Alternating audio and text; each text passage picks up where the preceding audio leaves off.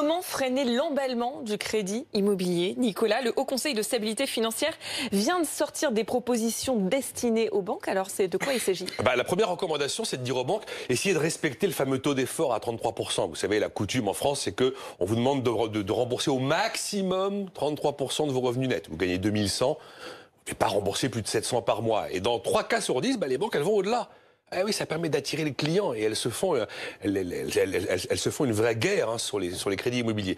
La deuxième recommandation, c'est prêter, oui, mais pas au-delà de 25 ans. Les prêts à 30-35 ans, c'est trop long, vous prenez trop de risques. Enfin voilà, ça implique une moitié de vie, c'est trop. Bon. Et puis, à l'inverse, ce Haut Conseil qui regroupe à peu près tout ce que la France compte d'autorités financières, les autorités de marché financier, Bercy, la Banque de France, dit on va quand même pas vous imposer la mesure trash. La mesure trash, c'était de dire il y aura un taux en dessous duquel vous ne pourrez plus prêter. Parce qu'on veut freiner le crédit. Donc vous ne prêterez plus en dessous, je sais pas, de 1% ou 1,1. Bon, ils sont pas allés jusque-là. Pour l'instant, ces mesures, elles sont pas contraignantes. Les banques font ce qu'elles veulent.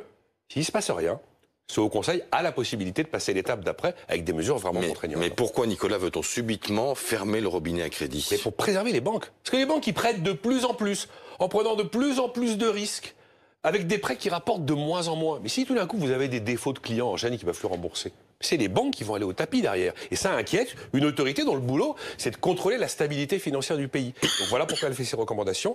Après, on veut préserver quand même les spécificités du modèle du crédit à l'habitat en France. Le taux est fixe, vous le savez. On vous prête en fonction de vos revenus, pas en fonction de la valeur du bien que vous achetez, comme aux États-Unis. Et Dieu sait si ça les a mis en difficulté il y a un peu plus de 10 ans.